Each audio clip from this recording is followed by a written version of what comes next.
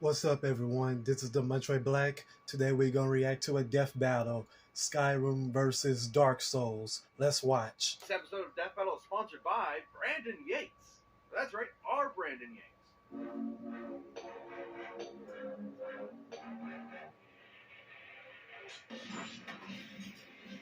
The Chosen Undead, the accursed god killer from Dark Souls. The last Dragonborn, the dragon-slaying savior of Skyrim. Resigned to captivity, these two demi-human heroes embraced their destinies and stared down the very gods themselves. And devoured their friggin' souls! Because these two lack specific canon arsenals and movesets due to being role-playing protagonists, for this death battle we're giving them everything they have and maxing out all of their stats. Which is totally possible in-game if you're willing to grind. He's Wiz and I'm Boomstick. And it's our job to analyze their weapons, armor, and skills to find out who would win a death battle. Our story begins at the end. The great cities of old have collapsed. The heroes are dead or mad, and the Golden Age is over. Looking out upon their decaying kingdom, everyone would like nothing more than to lay down and die. Too bad for them. That's the one thing they couldn't do. The world has been gripped by the undead curse, turning anyone with a mysterious dark sign into mindless, violent hollows upon repeated soul-crushing deaths. But there is a prophecy of a chosen undead who will journey to Lordran, the home of the gods, and save the world. Rotting away in an asylum, all it took was an assist from an unlucky knight and a giant raven before one unlikely hero was ready to claw their way through their progenitor's forgotten homeland. And it helps that as long as they can keep their sense of purpose, an undead will always resurrect at the nearest bonfire. Now they might slowly lose their memories, their personality, and their sanity, but the curse gives them as much time as they need to get good. Undead are unnaturally resilient, able to survive being impaled through the chest. They've been chewed, eaten, and digested by what I can only describe as a toilet demon. And they can have their souls torn from their very body, because undead humans don't need their souls to survive. Just pop some of that spicy Sunny D, and they're good to go. If anything, it seems like they get off to it. And speaking of souls, they can absorb the souls of their fallen enemies to increase their power. They're a master with swords, hammers, spears, axes, bows, you name it. And that's without any formal training. With the right stats and setup, they can be anything from a cartwheeling assassin to a dragon-smashing tank. To the giantest of dads. And despite the serious gothic themes of the series, these weapons can get anime as hell. Smo's Great Hammer is a ginormous mallet the size of a sedan. Based on its size and likely bronze composition, it'd have to weigh over 100 tons. A lot like Goff's Great Bow, which can shoot pillar-sized arrows and one-shot dragons out of the sky. Or my favorite, the Moonlight Greatsword, produced from the ass of the albino dragon and founder of sorcery, Seath the Scaleless. This baby's a universe-hopping anomaly that can fire powerful sword beams and just looks so cool! The Chosen Undead has learned magic from the greatest practitioners in the world. They can create shockwaves, form defensive barriers, reflect damage, throw balls of flame, control minds, fire magical crystal spears, turn invisible, and toss bolts of sunlight strong enough to peel the stone scales off of mortal dragons. So their pool of magic is pretty limited. So if it comes down to it, they can shut off all magic in the vicinity with the miracle Vow of Silence, preventing anyone from speaking any spells aloud, including themselves. With this incredible arsenal and judicious attention paid to the stamina bar, the Chosen Undead was rolling their way to victory. A roll so powerful it bends the laws of space and warps them through attacks like they weren't even there. Though sometimes it doesn't work and it's bullshit. That's just a game mechanic, but great to use when you're panicking. They've defeated Nito, the god of death, the bed of chaos, the mother of all demon kind, and Calamite, the strongest surviving ancient dragon. That was when the Chosen Undead was dragged back in time to face the fallen knight Artorias, the greatest warrior in history. And not only defeat him, but accomplish the greatest feat attributed to Artorias' legend, the destruction of Manus, the father of the abyss that threatened to consume the world. They've even beaten other Chosen Undead from alternate worlds, like the best buddy in all gaming, Solaire. Praise the sun, bro! And soon they were approached by these two slithery freaks. One said to lick the fire, and the other said to let it die out, which totally makes sense. Wiz can explain it. Don't look at me. Dark Dark Souls lore is as notoriously convoluted as the flow of its time stream, which is why we have a true expert in the realms of nerdom to explain it for us. Oh, Jocelyn. You wouldn't believe how many item descriptions, forum posts, and moody 2013 lore videos I had to watch through for this. It's story time, kids. In the beginning, the world was unformed and static. Then suddenly, the first flame burst to life, and with it, the concepts of heat and cold, life and death, energy and time, light and dark. Sounds like a mythological Big Bang. The gods were granted immensely powerful souls from the first flame, but their greatest fear was the soul possessed collectively by the race known as humanity, the Dark Soul. The Skyfather Gwyn feared humanity's immortality, and so sealed their dark souls within them. But as humanity reproduced, the Dark Soul collectively grew and the first flame waned. Turns out humans were naturally undying, or, according to the gods' propaganda, undead. Gasp! It's all a conspiracy. The undead curse was a lie! Linking the fire means using your very soul as fuel to keep the first flame burning. If an undead champion believes their immortality is a curse, they'll do anything to prevent it, including burning fragments of the Dark Soul to keep the Age of the Gods going. So you're a pawn in the game played by decrepit gods desperately clinging to power. Well, that's a huge bummer. They might look like a depressed California raisin, but in order to link the flame, their soul needs to be strong enough to maintain the whole universe and the flow of time for another 1,000 years. Other similarly powerful undead across time are swift enough to dodge lightning and even light itself. Based on their dodge compared to this beam and the time it took to reach them, they'd be reacting and moving at over 20% the speed of light. At the end of their quest, they faced down and defeated Gwyn, the Lord of Cinder, long hollowed from linking the flame 1,000 years ago. So, which will you choose? Link the fire and prolong the current age, or let it fade until only dark remains? This is the biggest bummer of them all. Truth is, it never mattered. The cycle just continues age after age, with new heroes replacing the old ones, until the chosen undead was long forgotten. Until the infinite march of time ground the world to ash. It was never about the happy ending. It didn't exist. It was about the struggle to get there. That's ultimately what gives us meaning. This episode of Death Battle is sponsored by Brandon. That's right, Boomstick. Dive into the thrilling world of versus music with Brandon Yates, as he brings hypothetical matchups to life through his commissioned compositions.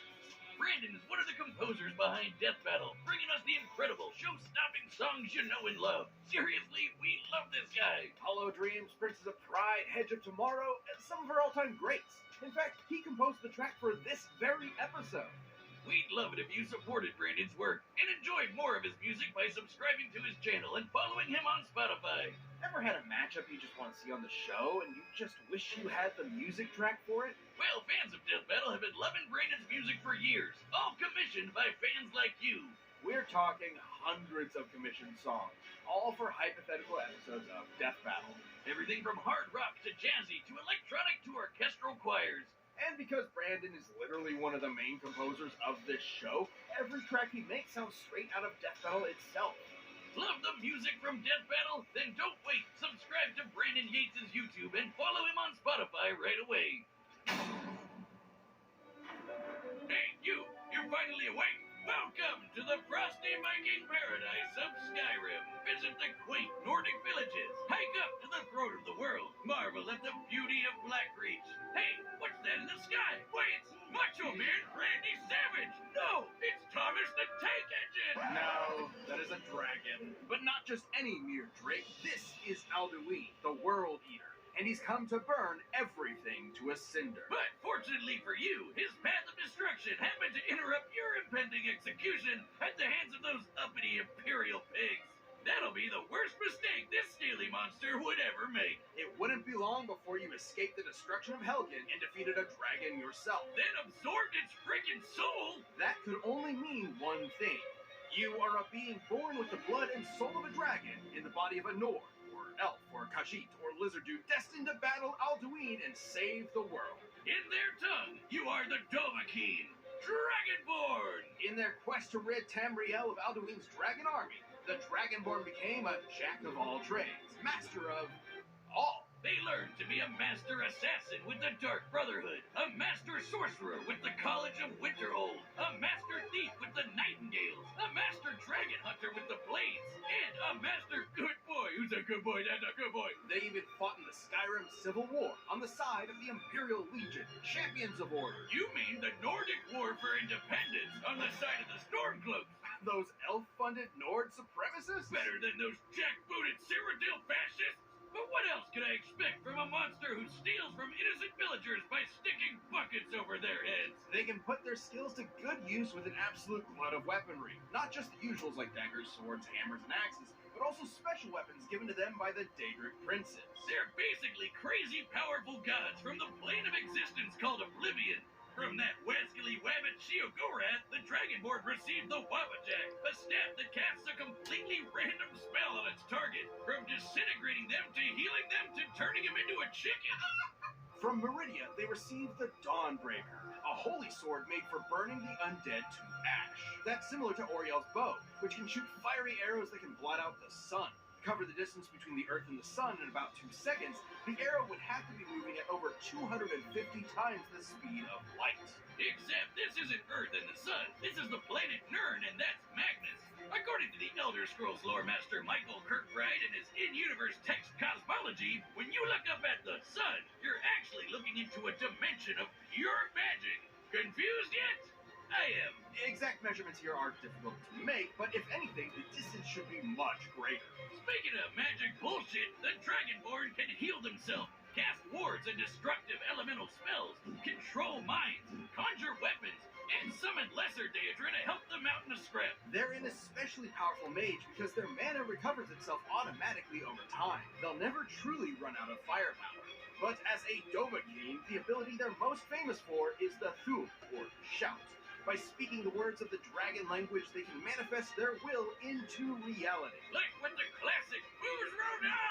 An unrelenting force which can knock your neighbors into NetSuite. Or Soul Tear, which removes the soul from your enemy's body and stores it in a cute gem. Like so. Wait, why didn't anything? Oh. Student loans, man. Something had to cover the down payment. With these shouts, the Dragonborn can summon country-spanning storms, slow down time, and even call upon a dragon for help, Odahviing. Dragons may look like scaly reptiles, but in reality, they're immortal demigods older than time itself. They're the children of the chief god of Tamriel's pantheon. The Dragonborn is an unstoppable force of nature. If they happen to take any damage, they can just drink a potion or nosh on a cheese wheel and be good as new. And they can carry up to 150 cheeses at once. My dream. Assuming these abnormally large cheese wheels have an average weight of 70 pounds, we can determine that the Dragonborn can carry up to 10,500 pounds of cheese. And that makes sense, considering they can match muscles with giants, who are so strong they can shatter the game's spaghetti code to pieces. The last Dragonborn has battled the vampire Lord Harkon, ended Skyrim Civil War, and defeated the first Dragonborn, Miraak. And according to the book The Guardian and the Traitor, Miraak was powerful enough to tear apart the island of Solstheim from Skyrim's mainland. By comparing the size of various countries on Tamriel's map, we can determine that Solstheim is a landmass nearly 1,500 miles in diameter. In order to move that much land over the course of their fight, Miraak's magical prowess must have outputted energy over 300 teratons of TNT. That's 3 times the impact of the asteroid that wiped out the dinosaurs. Not too crazy when shouts can get strong enough to shake the world itself. It wasn't long before the Dragonborn confronted Alduin in Nordheaven and put an end to the World Eater once and for all. Yeah, but that is literal. By absorbing the souls in Skyrim's afterlife, Alduin was powerful enough to devour everything. Not just the planet of Nirn, but the Kalpa, the entire timeline past, present, and future. That's the level of unimaginable power the Dragonborn is dealing with here. Tamriel is no stranger to great heroes across its vast, sprawling history. The Nerevarine, the hero of Kvatch, all magnificent in their own right. But when you heard that shout echo through the mountains, and the death throes of a dragon defeated, you knew it could only be the Dovahkiin. Dovahkiin. Hey, Wiz, did you know that I can blow up a galaxy? What? How? I signed up for a Death Battle YouTube membership. clicking the join button on any Death Battle video or the YouTube channel. You can pick from 3 different tiers full of extra goodies. Base form champions get special badges, emojis, live chats, and the Death Battle Discord. Right, if you go with planet level, you can watch all sorts of exclusive videos and see Death Battle before anyone else. Then there's Galaxy level, which nets you all of that, a whole Rooster Teeth First membership, and the power of ultimate destruction. Can't confirm or deny that last part, but it sure sounds impressive. What are you waiting for? Join now to become a champion. All right, the combatants are set. You've run the data through all possibilities. It's time for a death battle!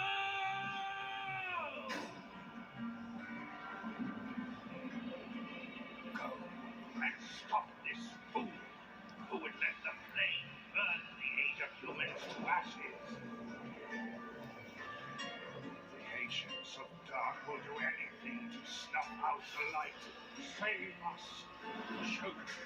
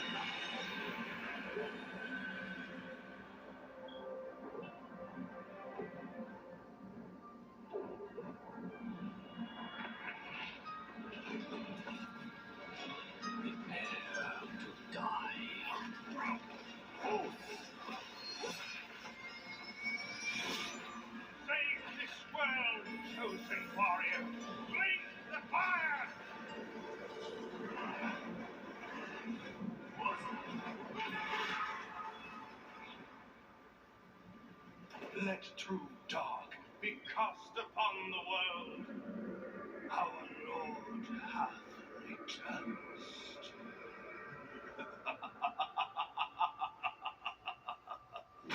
KO! You die! Oh my god, this boss is bullshit! This debate was fascinating. The Dragonborn had a wider variety of training, better access to summons, and magic that passively regenerated, as opposed to the Chosen Undead's limited pool of magic. Vow of Silence was a slick counter to the Dragonborn's magic and shouts, but it wouldn't last forever. The Dragonborn was significantly faster, too. The chosen undead could dodge beams of light, sure, but Oriole's bow could fire arrows that move at least 250 times that. But none of that mattered if the chosen undead couldn't stay dead. You'd think the Dragonborn's anti-undead weaponry like Dawnbreaker would be an easy solution, but the undead of Dark Souls aren't really the same as Draugr from Skyrim. Skyrim undead are more like those classic reanimated skeletons. But remember the conspiracy. Humans in Dark Souls are naturally immortal. They're not actually undead. Solitaire wouldn't have been much use either, considering humans in Dark Souls can have their souls removed without dying. So, why didn't the chosen undead just keep coming back until they eventually won? Like with any Dark Souls boss. One word: power. The Dragonborn had way more and greater feats of raw power than the chosen undead. Oh yeah, like summoning country-spanning storms with a single shout, or defeating Mirek, who split a continent. There's also the lore. Both characters are essentially mythological demigods in the same kind of vein as Hercules or Sun Wukong. Gameplay alone won't give you the best idea of their full power as characters. So, let's get an idea of their max potential from the lore. The chosen undead sustaining the first flame with their soul was insanely impressive. Considering the first flame is responsible for the core concepts of the universe, like energy and time, it's not a stretch to say it affects not just the planet they live on, but the whole universe. But that's nothing compared to the power levels in the Elder Scrolls. Let's compare the first flame to Alduin. Both literally run on the power of souls, and both can be directly scaled to our combatants. Alduin had strength to consume the universe, not just Nirn, but the Kalpa as well. You know those planets you see in the sky? According to cosmology, those are actually separate, infinitely big planes of reality. Alduin was going to eat infinity. Multiple infinities. In comparison, the first flame is powerful enough to sustain a universe and the flow of time. But it can't be infinite, otherwise it never would have faded to begin with. And that meant the chosen undead just wasn't powerful enough no matter how many times they revived. With that much of a difference in power, the chosen undead would eventually lose their will to fight and go hollow. It's not traditional, but it is a form of death in Dark Souls. The chosen undead was surely tenacity personified, but still wasn't enough to stand up to the Dragonborn's incredible skill, broken arsenal, and overwhelming power. The chosen undead could only last so long before they flamed out. The winner is the Dragonborn. If you like the death battle, give a thumbs up. I'll see you on my next reaction. This has been the Montroy Black. Peace.